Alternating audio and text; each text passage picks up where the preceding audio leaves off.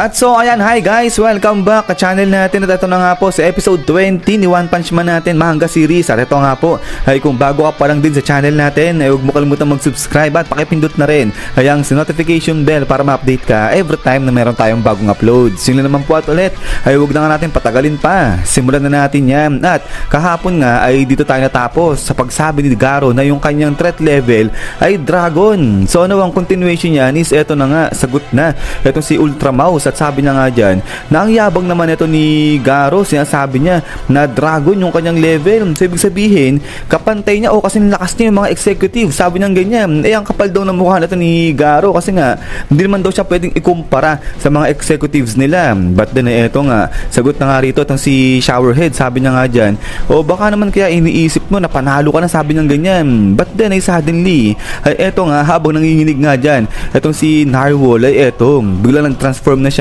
sa parang lapis. So ito naging patusok na nga dyan itong si Narwhal. Sabi niya nga dyan, salamat sa pagbibigay ng oras kasi nga ito nakapag-transform siya. At itong gatong itsura niya, ito yung tinatawag niya na killer mode, sabi niya ganyan. At ito nga, hawak-hawak ngayon siya dito ni Ultra Mouse. At sabi nga nitong dalawa na to, sige, pakita nila kay Garo yung kanilang ultimate technique. So ito sabi nga ni Ultra Mouse, sige, tutuhugin kita na ito, sabi niya ganyan. At din pagkatapos nga nito is BAM! So dito nga binato na hinahagis na ni Ultra Mouse etong si Narwhal papunta dito kay Garo. At eto naman sa kabilang banda, etong si Showerhead, mas pinabilis niya pa etong si Narwhal gamit nga etong kanyang pressure. So sinabuyan niya ng tubig at yung pagkatapos nga niyan, eto nga ngayon papunta na etong si Narwhal dyan kay Garo. Pero nakatayo lang dito si Garo, hindi siya umiimik. At pagkatapos nga niya is eto nga biglang naalala ni Garo etong hero na to. So yung bilis ni Narwhal at saka ng hero na to parehas lang. At so dito tinitignan mabuti ni Garo etong si Narwhal. At pagkatapos nga niyan is bang!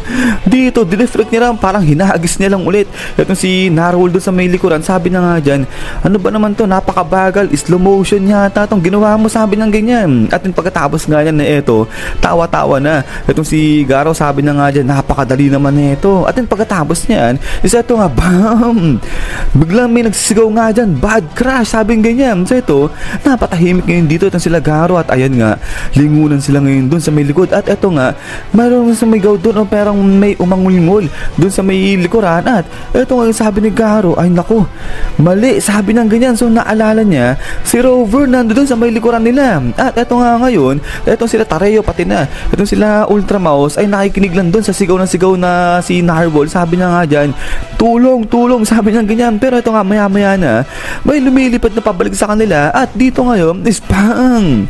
Balik na itong si Narwhal. So naging tingga na itong si Narwhal, nadali siya dyan ni Rover. At ito ngayon, tingin-tingin si Garo dyan kay Narwhal. Sabi niya nga dyan, unbreakable pala, sabi niya ganyan. At then pagkatapos nga niyan is dito naman sa kabilang banda, pinawis na itong si Ultra Mouse. Sabi niya nga, si Rover, sabi niya ganyan. At ito nga, si Showerhead, sabi niya, nako, nandito pala yung isa sa mga executive, mali yung nakabanggaan nila. At then, ay ito ngayon dito, sabi nga ni Garo, yung aso na yun, executive yan, aso lang yan. So ito sabi ngayon dito nila Showerhead, aso lang yan. At sa lahat ng aso, siya yung pinaka-top, siya yung pinakamalakas nga rito, sabi niya ganyan. At Dragon level nga rin yung threat neto ni Rover. At then after nga niyan is BAM! So dito gumawa na nga ng pagkalaki-laking bola dyan ng kapangyarihan itong si Rover. At handa na nga siyang atakihin ngayon at sila Garo. Pero ito si Garo, pinawis na nga siya rito. At pagkatapos nga niyan is BAM! So dito pinakawalan na nga ni Rover itong kanyang power ball na to, kung gano'n ko lang tawag dyan. Pero ito nga,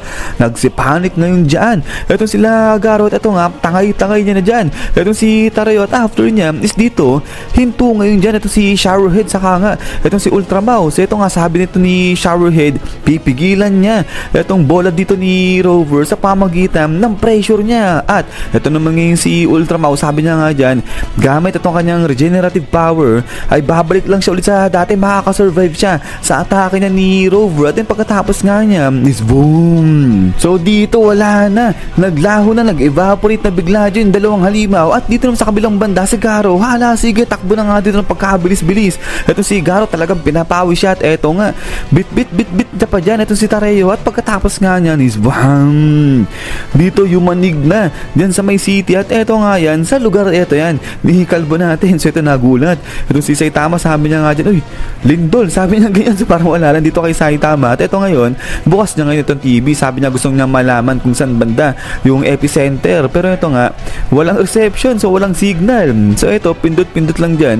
Itong si Saitama, pero yun nga, walang lumalabas ng mga channel. Kaya ito, higa ulit dyan. Itong si Kalbo natin, sabi na nga dyan, okay, sige, siguro pagkatapos na magbasa nito ng volume na bilhin itong nung manggang binabasa niya, ay magpapatron na lang daw siya ulit. At yun, pagkatapos nga niyan, ay balik na nga rito sa may Monster Association at eto nga, nagka-crack na itong mga daanan dyan. At pagkatapos nga niya, eto nga, nahulog na dyan itong si Rover. So grabe, nawasak niya na itong building dyan kasi nga naman sobrang lakas ng pinakawalan nito ni Rover. At pagkatapos nga niya, is dito nga, hala, sige, nagkakandahulog na nga rito yung mga bato-bato. Pero itong bato na to ay parang na-slice nga yan, so parang naging dartboard na nga yan. At pagkatapos nga niya, is back, labas na nga rito itong si Garo. So nakasurvive siya at ayun, tangan niya pa nga rin dyan itong si Tareyo. At so pagkatapos niyan is bam, so dito nahulog na ng tuluyan itong si Rover, habang itong si Garo nakailag nga siya dyan sa pagkalaglagan ni Rover. At ito sabi pa nga ni Garo,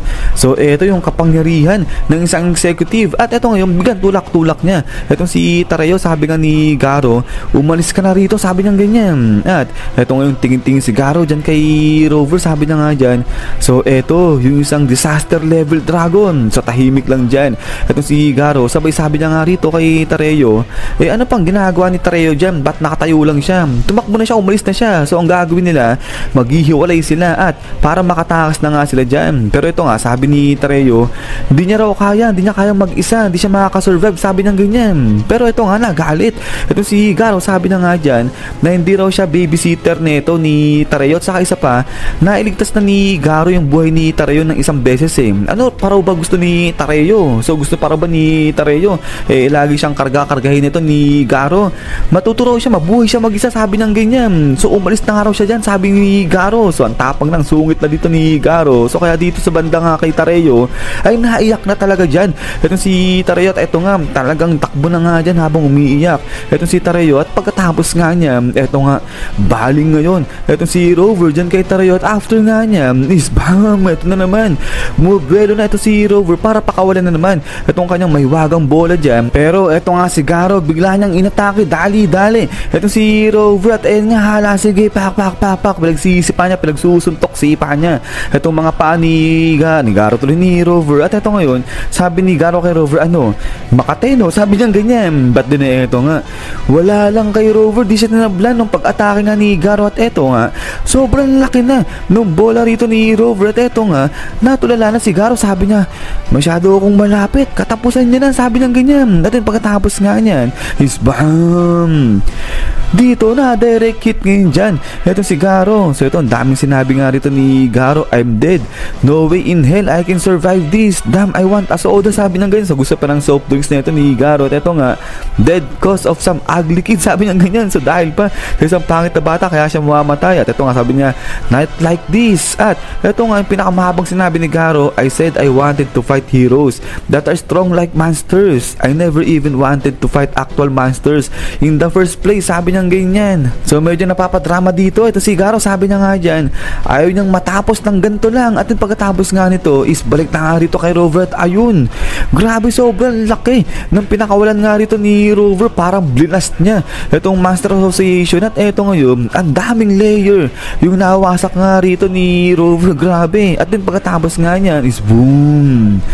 So ganito na nga yung nangyari dun sa Monster Association, yung sa mga ibang layers niya. So hindi pa naman ito yung pinakakabuuan ng Monster Association, pero ang laki na ng na-damage, ang laki na nawasak dyan na area ni Rover. At sa pagkatapos nga niyan is yan guys, so hanggang dito lang ito si episode 20 natin. So yan, grabe, ang tindi ng action rito na nangyari kay Garo dahil lang dyan nga kay Rover. So si Rover ang lupit rin eh, walang pakialam kahit mawasak niya eh yung base nila, basta mabanatan niya lang yung sila Garo. But yun nga guys, ay ulit ay maraming salamat sa panonood dito kay Kalbo natin. At eto ay hintay lang po para sa kasunod na episode ito. At yun pala, kung matripan nyo, huwag nyo kalimutan mag-iwan ng like. Sige na naman, so lagi mag-ingat. God bless nyo lahat at kita-kits tayo ulit.